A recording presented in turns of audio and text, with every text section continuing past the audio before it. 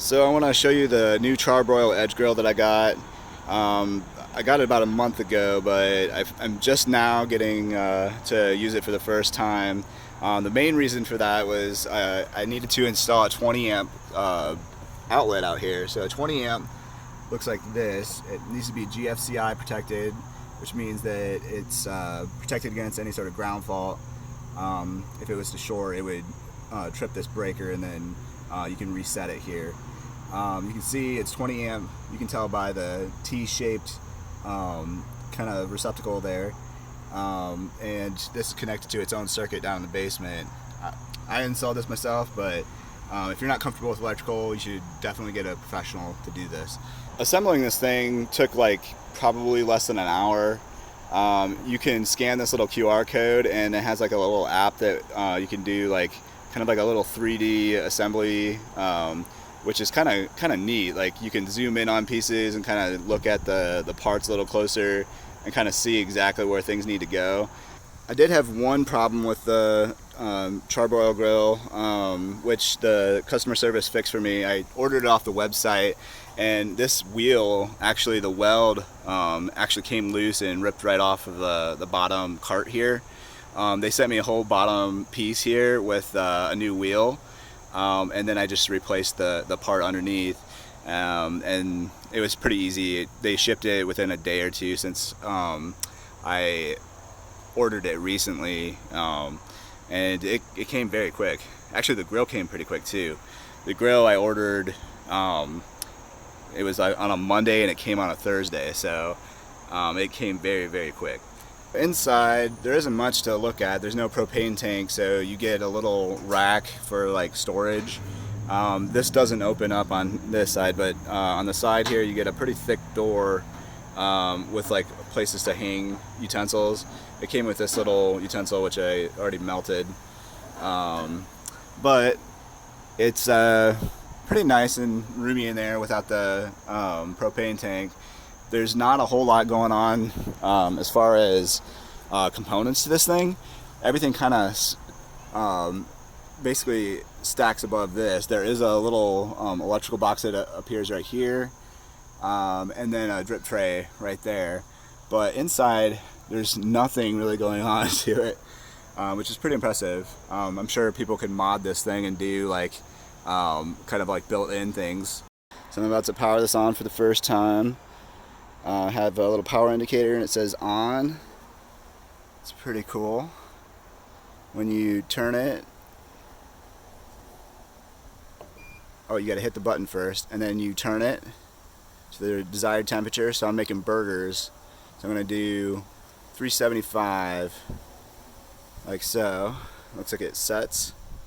I don't know if I have to push the button again or if it just starts. Oh, cool. Says the current temperature, and then I guess the temperature that I'm setting it to, and looks like it alternates back and forth between the ambient temperature and the set temperature.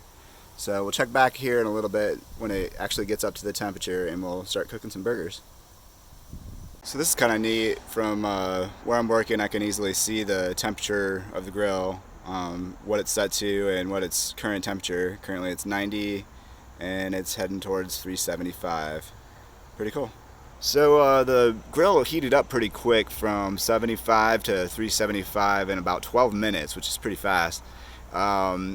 What's kind of interesting though is it kind of stinks a little bit, so I decided to clean it before I use it, even though I'm really hungry and I really can't wait, but I'm gonna let it cook off the smell. It's pretty stinky, so I'll come back here in about 20 minutes and then we'll try it again.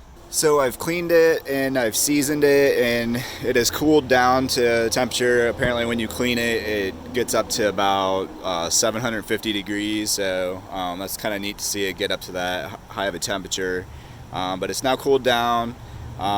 It normally would take about 12 minutes to get to from 70 to 375, but in this case I had to clean it, and that added about 20 minutes to it, and then cooling it back down to actual cooking temperature, and seasoning it took another 20 minutes or so. So I'm really hungry right now, and I've thrown the burger on. Here it is cooking. Got a little bit of onions, like minced onions, a little bit of Worcestershire sauce, and we'll see how it tastes here in a little bit. All right, let's flip this thing, see how it's looking. Okay, here we go. Flip the burger. Okay. Not really any char marks, but we'll see how this goes here. Keep the heat in here. All right, I need to pop some cheese on this thing real quick before it gets too hot. All right, let's check it out. Ooh yeah, there we go. Got a bunch of cheese on there. Gonna put it right here. Yes. Let it sit for about, I don't know, 4 minutes or so. Let it cool off and let it rest, and we'll give it a try. Well, that rest, I'm gonna put it on clean mode. So all you gotta do is hit this auto clean like this, and then it'll cook off all that cheese. It raises it to about, I don't know, 750 degrees, and then cooks off all the cheese. So we'll see how that works. All right, let's give it a try. I'm gonna get a good dip of that ketchup. See what it tastes like. Oh.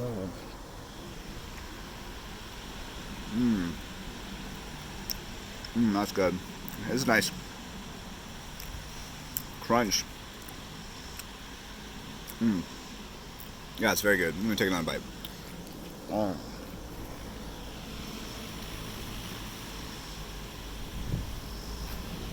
Pretty good. Going for a medium rare, but you might have let it cook too long, but yeah, it's really good. Yum. Just want to show you the smoke rolling off the clean mode. All right, so this is finished cleaning, and it's cooled down. It looks like it made some crusties out of the cheese, but it cleans up pretty good. You just use this little brush that it came with, and it looks like, yeah, it just turned it into ash. Just this little bit of dust that's left over. Nice. Cool. So yeah, clean mode works pretty good. So I also bought this grill cover for it off the Char-Broil website. It's expandable, so if you wanted to have the wings open, you can kind of unbutton this thing and have it be the entire width. I choose not to because I set it over in this corner when I'm done, and I think I just like the more compact look of it. The only problem is that when it rains, water kind of gets stuck inside here and pools up inside. It's kind of a weird design. I mean, it looks nice, but water does kind of collect here. So just keep that in mind. So that was the first time using the Char-Broil Edge electric grill. I know some apartment dwellers will buy these electric grills because they have to. Like, they're not allowed to use propane at their premises. We chose to buy it because, we wanted to decarbonize our home, and this is just one of the easier things that we could check off that list. One of the side benefits, though, was the fact that you don't have to buy propane. Like, there's no parties where we just all of a sudden have to run out and get another tank of propane while everybody's hungry and waiting to eat. That's happened to me like twice now. So it's kind of a big deal for me anyways. Another thing is when you go to clean this grill, you just set the button to, the clean mode, and then 20 minutes later it turns itself off. I've had previous grills where I've run out of propane because I forgot to turn off the grill. So that's a potential safety hazard. It's also not so good for the environment. So this is going to be a nice change of pace. I think we'll try out some different things, maybe get a little griddle to try to cook some stuff, like some veggies on it and stuff. But we'll post some more videos if it seems worthwhile. Other than that, thanks for watching the video. Bye.